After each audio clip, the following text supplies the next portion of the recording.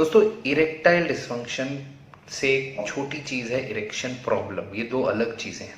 Erection problem वो है कि अगर आप एक मर्द अपना इरेक्शन या तो अचीव नहीं कर पा रहा या मेंटेन नहीं कर पा रहा कि वो इंटरकोर्स कर सके, तो उसे इरेक्शन प्रॉब्लम कहते हैं। आप इरेक्शन अचीव नहीं कर पा रहे, ये भी हो सकता है, और ये भी हो सकता है कि अचीव हो रहा है लेकिन एक्चुअल इंटरकोर्स से पहले ही वो इरेक्शन लूज हो जा रहा है।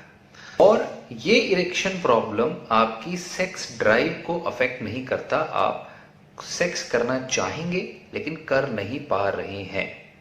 सो इरेक्शन प्रॉब्लम क्यों होता है? सबसे पहले तो ये बहुत कॉमन है, ये सबको होता है। एक्चुअली में सबको होता है। ऑलमोस्ट सारे मर्दों को कभी ना कभी किसी ना किसी उम्र में कुछ समय के लिए तो इरेक्शन प्रॉब्लम होता ही है। जी हाँ, और कई लोगों में एक्चुअली ये बिना किसी इलाज के, बिना किसी ट्रीटमेंट के खुद ठीक हो जाता है। मगर कुछ लोगों में, बहुत कम लोगों में ये लंबे समय तक बना रहता है और उस कंडीशन को कहते हैं इरेक्टाइल डिसफंक्शन। ठीक है। सो अगर 25% से ज्यादा बार आपको ऐसा हो रहा है कि आप इरेक्शन मेंटेन नहीं कर पा रहे या अचीव नहीं कर पा रहे, तो आप फिर डॉक्टर से बात करें, क्योंकि वो फिर देखेंगे कि इनके कारण क्या है। तो सबसे पहले आपको ये समझना होगा कि जब भी आपका इरेक्शन होता है, इसमें आपका दिमाग काम करता है, आपकी नसें काम करती है, आपके हार्मोन्स काम करते हैं और खून की नसें, ब्लड वेसल्स, वेन्स काम करती हैं। इन चारों के तालमेल से इरेक्शन होता है और इनमें से कहीं भी गड़बड़ आ जाए तो इरेक्शन प्रॉब्लम आ सकता है। और इरेक्शन प्रॉब्लम ज्यादातर सिर्फ दिमाग में नहीं होता, इसका कोई ना कोई फिजिकल कारण जरूर होता है। कई बीमारियों के वजह से इरेक्शन प्रॉब्लम हो सकता है, जैसे कि diabetes, high blood pressure, heart की, थायराइड की, या खून की नसों में blockage, atherosclerosis, depression, nervous system में प्रॉब्लम जैसे मल्टीपल स्क्लेरोसिस या पार्किंसंस डिजीज। इन सारी बीमारियों में आगे चल के आपको इरेक्शन प्रॉब्लम आ सकते हैं।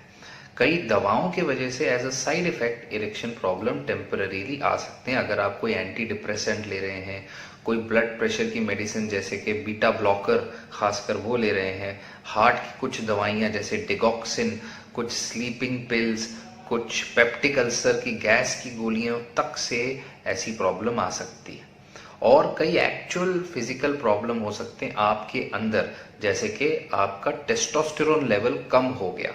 अगर ये कम हो गया तो आपको इरेक्शन आएगा भी नहीं और आपका सेक्स ड्राइव भी कम हो जाएगा, राइट। और अगर मान लो आपने प्रोस्टेट या पेनिस के आसपास कोई सर्जरी कराई है और वहां जाने वाली नस जो है, नर्व है, डैमेज हो गई है, या स्पाइनल कॉर्ड इंजरी की वजह से वहां की नर्व डैमेज हो गई है, तो भी प्रॉब्लम आ सकता है। या फिर अगर आप बहुत ही ज्यादा alcohol, nicotine, smoking, tobacco, cocaine, drugs कुछ लेते हैं, तो इनमें से किसी से भी ऐसे प्रॉब्लम आ सकते हैं। कई बार इनमें से कोई भी फिजिकल कारण नहीं होता, सिर्फ इमोशनल कारण होता है, रिलेशनशिप प्रॉब्लम होता है, जिसके वजह से इरेक्टाइल डिसफंक्शन, इरेक्शन नहीं होता, मन ही नहीं करता।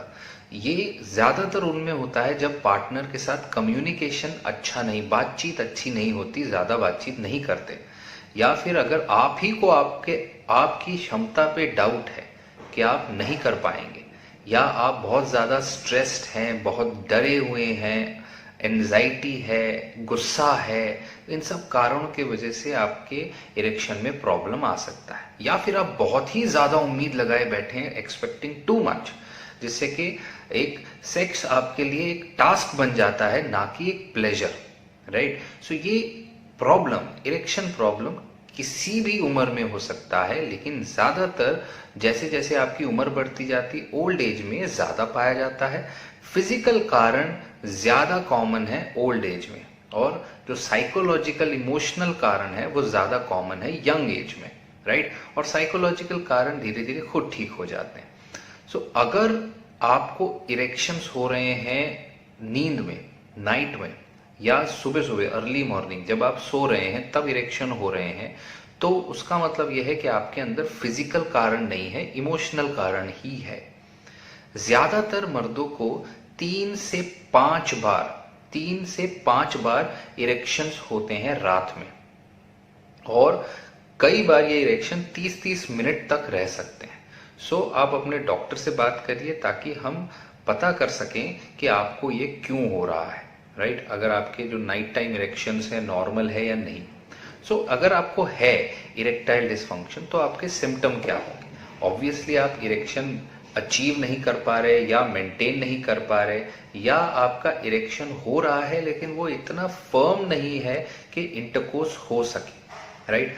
या फिर आपका इंटरेस्ट बहुत कम हो गया है सेक्स में, राइट। ये सारे सिम्टम्स होते हैं। आप डॉक्टर के पास जाएंगे, डॉक्टर आपका चेकअप करेंगे, आपके ब्लड प्रेशर, शुगर से लेके आपके पेनिस तक, आपके रेक्टल एरिया तक चेक होगा, और बहुत सारे सवाल पूछे जाएंगे आपसे कि पहले पास्ट में आप इरेक्शन मेंटेन कर पाते थे या नहीं, अचीव कर पाते थे या नहीं, आपको इरेक्शन मेंटेन करने में प्रॉब्लम हो रहा है या अचीव करने में प्रॉब्लम हो रहा है, रात में सोते समय या सुबह सुबह आपका इरेक्शन होता है कि नहीं, आप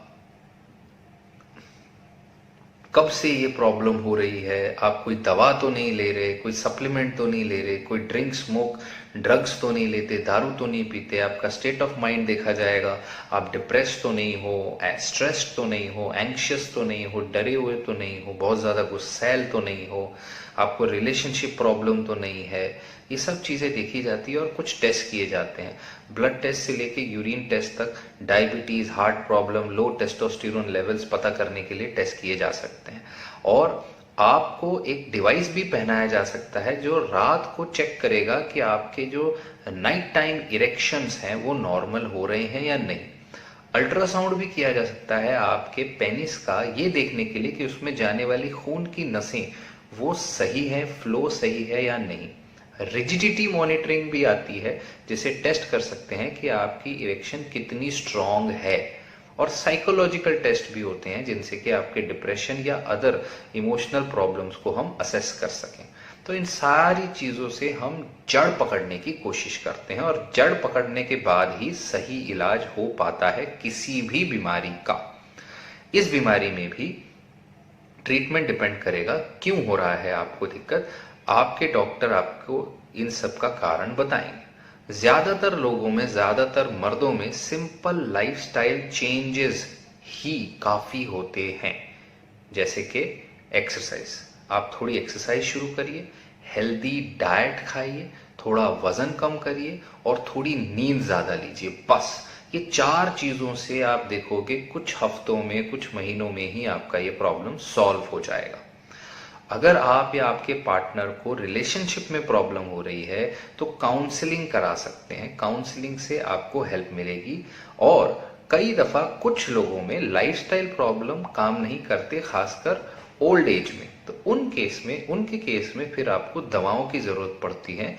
दवाएं 2 प्रकार से आ सकती हैं, एक तो जो आप मुंह से लेते हैं वो दवाएं में आप वायग्रा लेते हैं, सिल्डेनाफिल, आप लेविट्रा ले सकते हैं जिसका नाम है वार्डेनाफिल, सियालिस ले सकते हैं, टेडालाफिल। ये सारी दवाएं एक्चुअली तब ही काम करती हैं अगर आप सेक्सुअली अराउज्ड होते हैं, आपके अंदर इच्छा शक्ति होती है तब, राइट।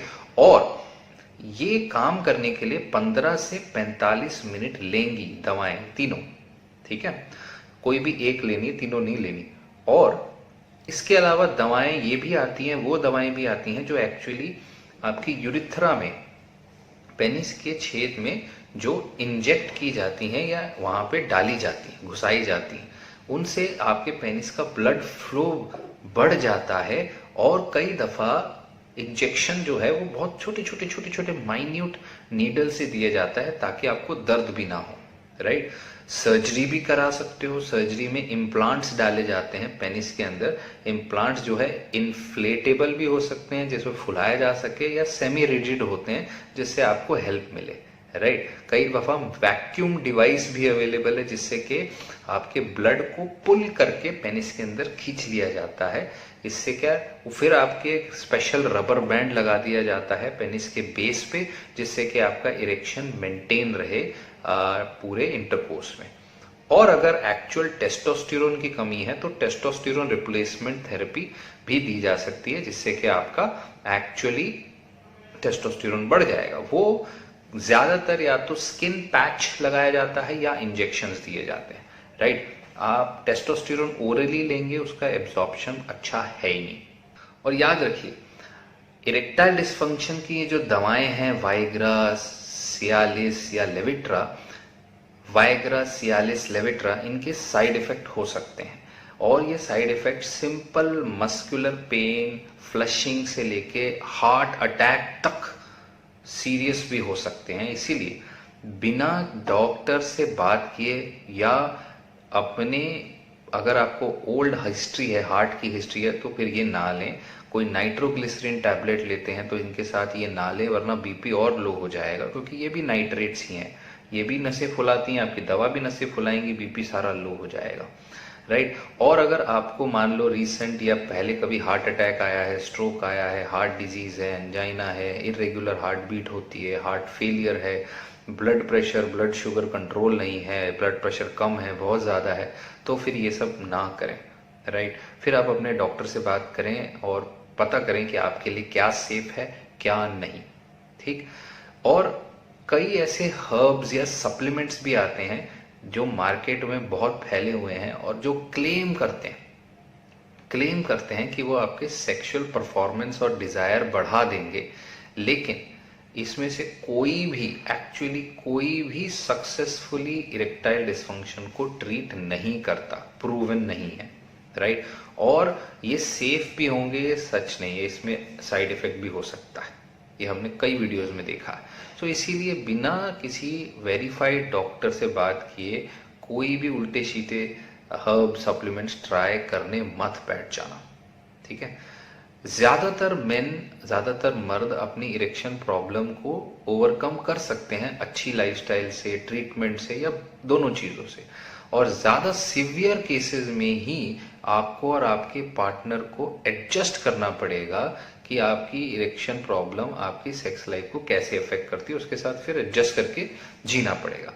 कई दफा काउंसलिंग भी हेल्प करती है ऐसे सिचुएशन में, जिसके स्ट्रेस अगर कारण है इरेक्टाइल डिस्फंक्शन का, उसको ट्रीट करने में, ठीक है ना। तो क्या कुछ ऐसा कर सकते हैं जिससे कि आपको ये ना हो, प्रिवेंशन? यस, आप कर सकते हो। सबसे पहले स्मोकिंग बंद कर दो, राइट। दारू पीना कम से कम कर दो, ज्यादा से ज्यादा 1 या ज्यादा से ज्यादा 2 पैग एक बार में। और इलीगल ड्रग्स लेना बंद कर दो। नींद अच्छी लेना है, रिलैक्स टाइम अपना बढ़ा देना है, और हेल्दी वेट मेंटेन करना है अपनी हाइट के अनुसार, एक्सरसाइज करनी है, हेल्दी डाइट खानी है, आपका ब्लड सर्कुलेशन अच्छा रहेगा। डायबिटीज है, शुगर है, तो उसे कंट्रोल रखना है। और सबसे जरूरी, अपने पार्टनर से, अपने डॉक्टर से अपनी सेक्स लाइफ के बारे में, रिलेशनशिप के बारे में खुल के बात करनी है, उसके बगैर नहीं होगा। और काउंसलिंग अगर जरूरत है तो काउंसलर से जाके मिलिए, उसके बगैर उससे एक्चुअली बहुत ज्यादा फर्क पड़ता है। सो इरेक्टाइल डिस्फंक्शन इम्पोटेंसी नहीं है, सेक्सुअल डिस्फंक्शन इम्पोटेंसी इसको सिनोनिम में बोल देते हैं, लेकिन ये टेम्पररी प्रॉब्लम हो सकता है। आपको सिर्फ इसको ठीक करना है, इसका कारण पकड़ना है। तो ये हुई सारी बात इरेक्टाइल डिस्फंक्शन की। होप आपको समझ आई है। इसको जरूर लाइक करें, चैनल सब्सक्राइब करें।